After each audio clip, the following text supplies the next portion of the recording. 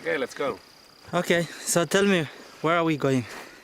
We're going to what I think is called Kapwe Kanono, and it's a bog. It's quite a big bog, and bogs are really quite unique in Africa. I've done fieldwork in I think 15 or 16 different countries in Africa, and this is the first time I'm in an area with so many bogs, or any area with bogs. And yeah, these have very special dragonflies, and so I'm gonna have a look what's there.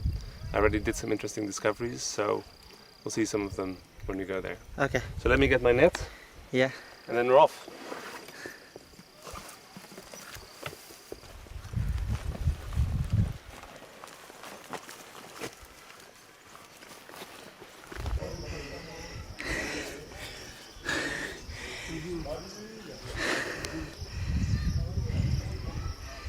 You see the sign is still in Dutch. Yeah. National Upemba Park. Yeah.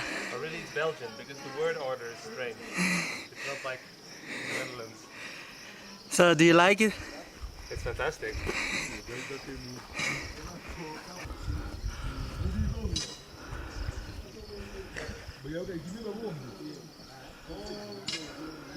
Problem is that it's rainy season and it's a good time for dragonflies because lots of species are emerging. The problem though is that they like the sun. They need to be warm to fly. So optimally I do my fieldwork while the sun is shining. And now these days we see every day that the clouds build up during the day. So with the fewer clouds we start the day, the luckier we are. But now we see already there's some blue gaps, so there is some sunshine, but it's still relatively early and relatively cold. We still have some distance to cover.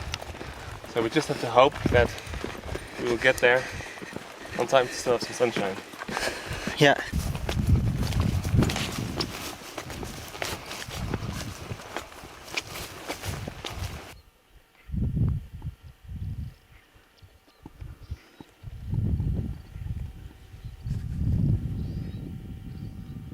So that's where we're going. Just left of that patch of gallery forest there. Yeah. Down there in the valley. Okay.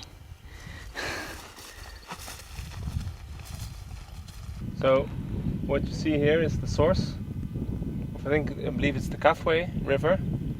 So the source is right in the gallery forest at the end, and you see that the stream that goes down to feed the river down there is followed by forest, but in some parts the forest is interrupted, and particularly in that area, in the down there, it's completely open, and those are the bogs that we are visiting. And perhaps the soil there is so wet and so nutrient poor that the forest cannot grow there, and there's bog there instead. And usually you'll find just gallery forest along any streamhead like this, but here we also have bogs, and that's what makes it so interesting.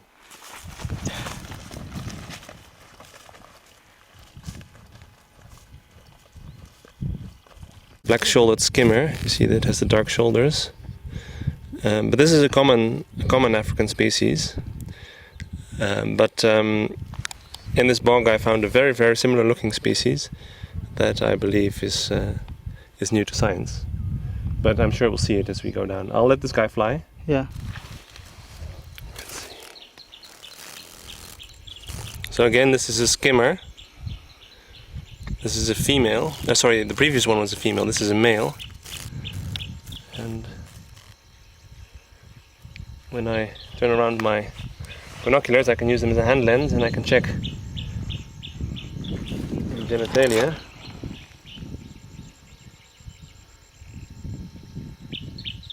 Yeah, so this is an odd looking thing. This is the first time I've seen it. It's here in Upemba. And well, I will have to examine the specimens that I collect more closely when I get back to the lab and compare it with other material. But I think that this could be a new species to science.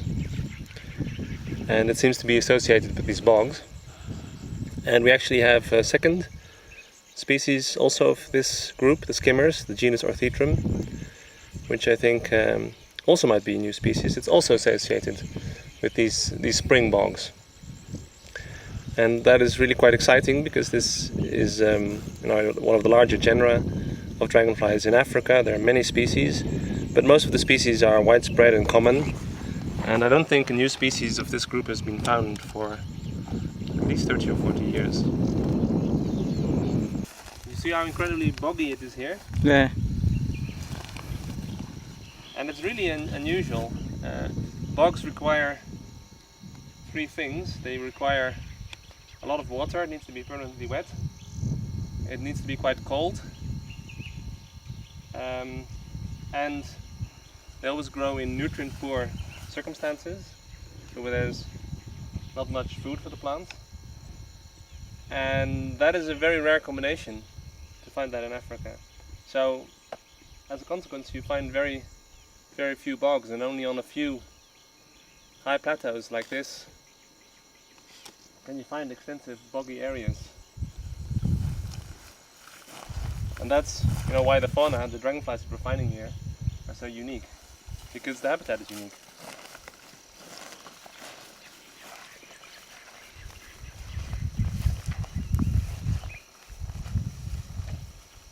I'll show you something down there.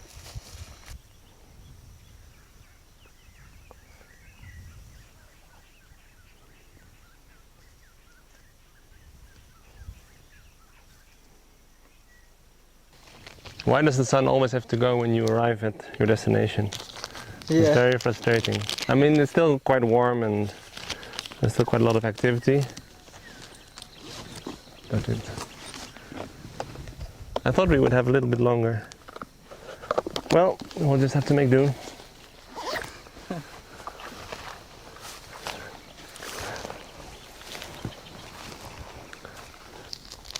And here you see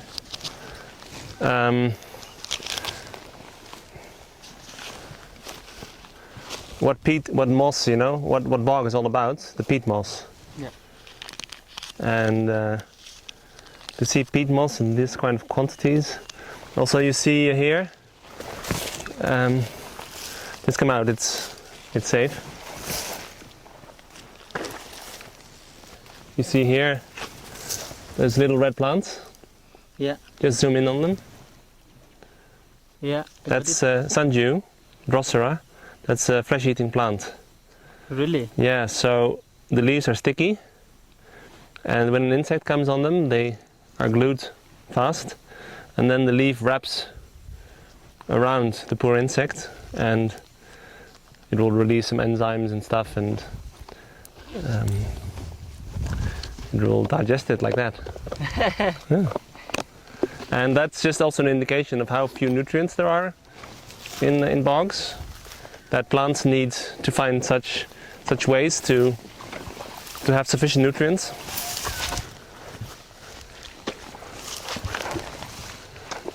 Yeah, and this is really the coolest thing.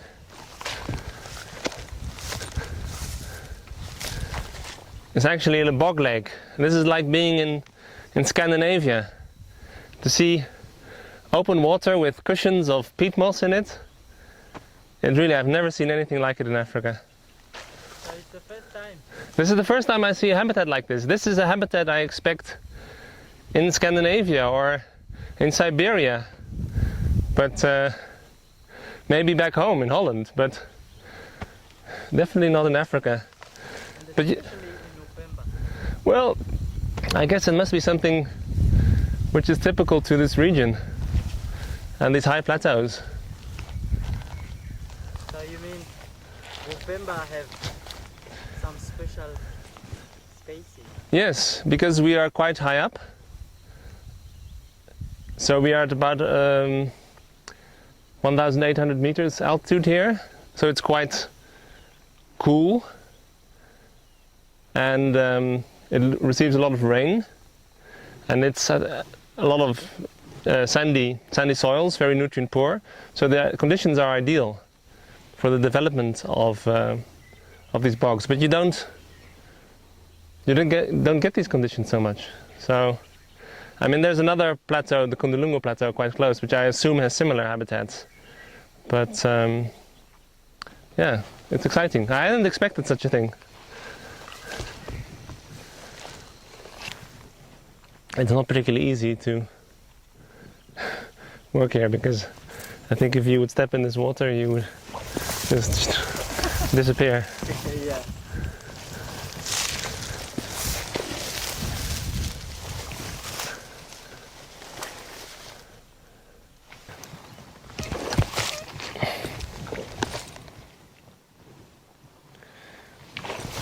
So that's how deep it is.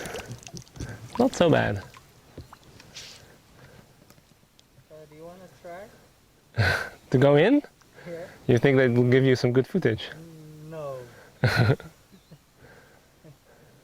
Out here.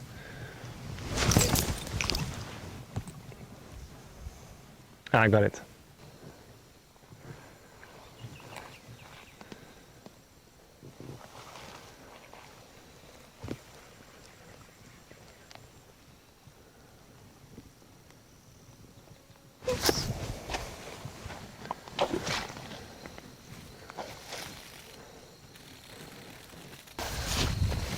A lot of the dragonflies that are found here are limited to a small area. A few are only known from this specific plateau in Upemba National Park. A few are known also from the nearby plateau Kundalungu. A few are known a bit more widely in Katanga and maybe also adjacent to Zambia. But it's a unique fauna which is associated not just with these bogs but also with the streams that are coming off the plateaus. But it's not just that, it's also what they represent. Because, for example, here we are in the spring area. So this is the source of a river that runs off the plateau. And this spring area is obviously a healthy ecosystem with its unique species still in place. And the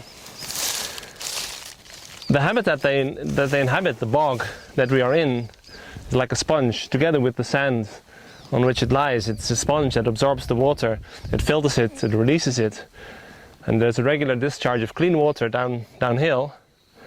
And that's of course where there are many communities which rely on those sources. So it's not just the species that are unique that are here that are worth protecting, but also the service that they provide. They don't provide it themselves, but the habitat they represent provides it. It's clean water, reliable water. Sorry, I'm a little bit distracted.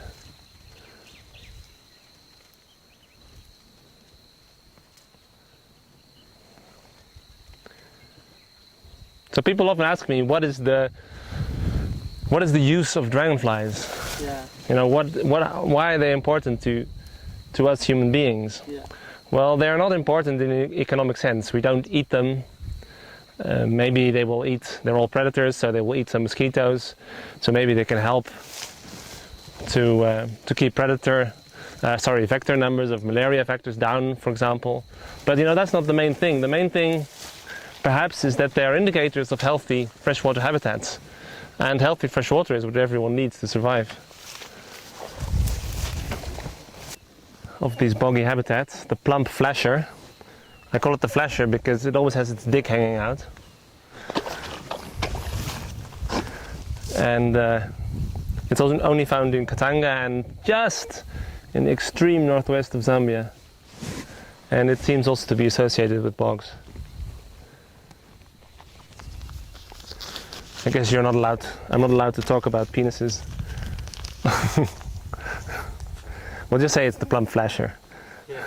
But really, it's very distinctive. In that group, they have a dick and they always have it hanging out.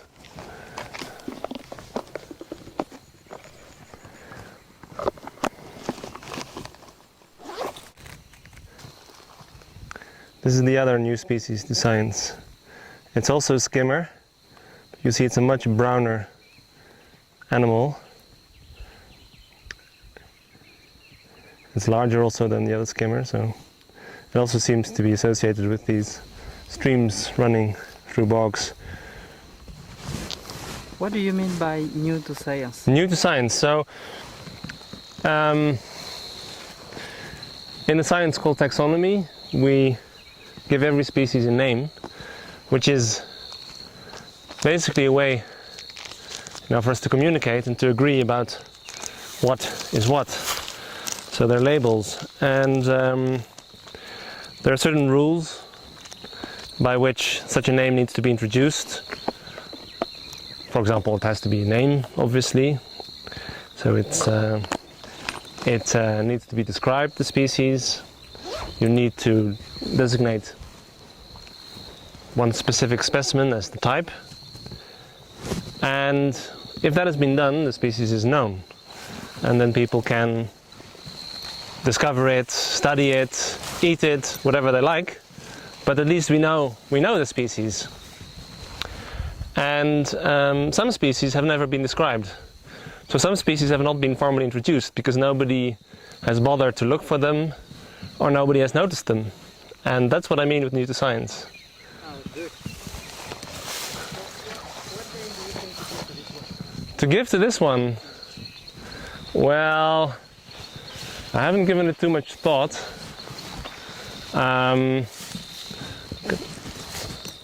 Look at that giant orange. You see that giant orange dragonfly there? Yeah. Very, very fast. I mean, the first individuals of that second new species that I found, I caught on the 11th of November 2011. So I was thinking of calling it 11, but it might be more appropriate to incorporate, the unique area in its name somehow. So I have to see. What do we have there? Maybe Upemba? We could call it Upemba or Upembe.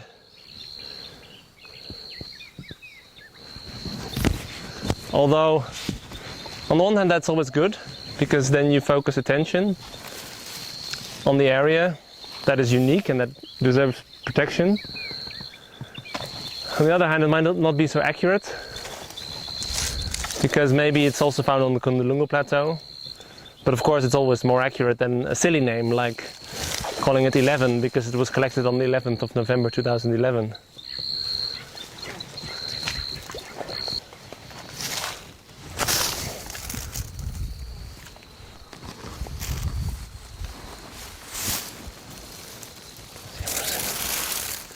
Yeah, so this is big and spectacular. That's always good for the video camera.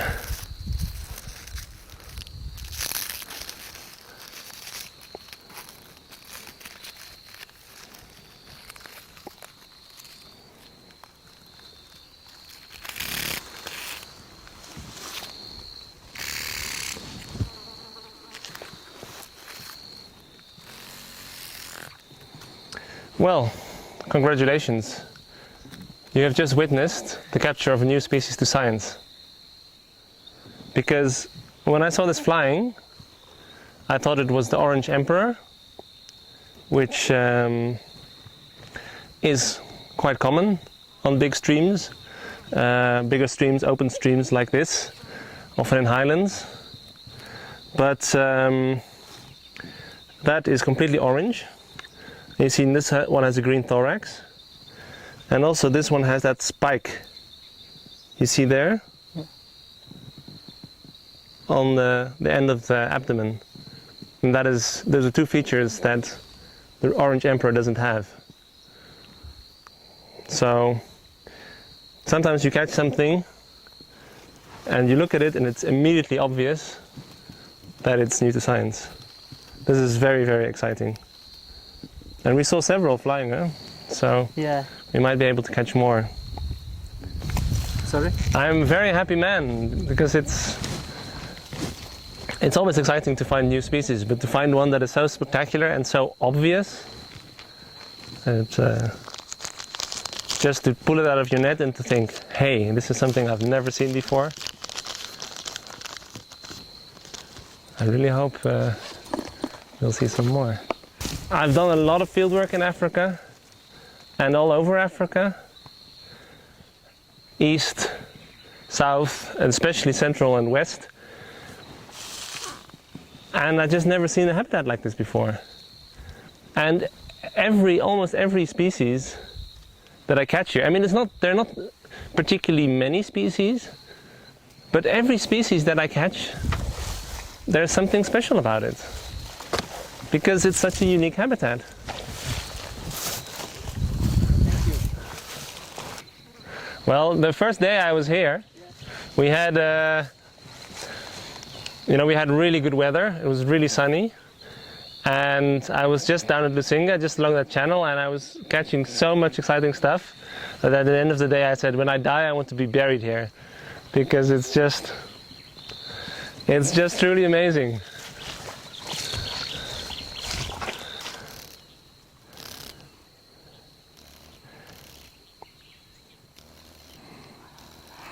You want to see why it's, you see there? Yeah. That's why it's called the plum flasher, because it always has its dick hanging out. You can see that? Yeah. So what we have here is a pretty damselfly.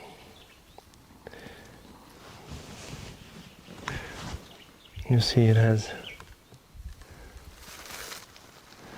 beautiful orange face. Look, the sun is just coming out to emphasize that, and a blue tail end. And this is the Kundulungu sprite. And until yesterday, it was only known from the Kundulungu plateau, from which it was described, I believe, in 1969. So that's more than 40 years ago. And it hadn't been reported since, simply because nobody with an interest for dragonflies had been searching in these areas for it. And the Kundulungu plateau is sort of the sister plateau of the plateau we are on now, the Kibara plateau. And so it was not entirely surprising to find it here as well. But still, it's probably a very range-restricted species. And it seems to like specifically these streams running through these bogs.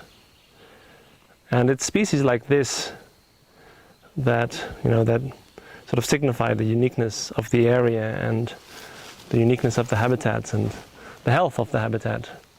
And you see the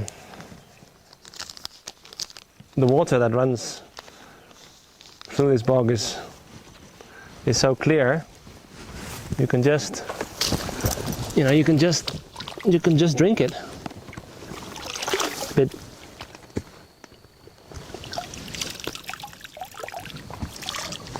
and that, of course, is also the water that the communities downstream in the lowlands rely on. So there's that link between the unique fauna. And not just the dragonflies. I mean, we see some unique dragonflies, but we can be sure that there are plants here that are found nowhere else in the world. Water beetles, whatever, flies, all sorts of groups. And the dragonflies are just one way to look at it, and for me a particularly attractive way to look at it, because they're so beautiful.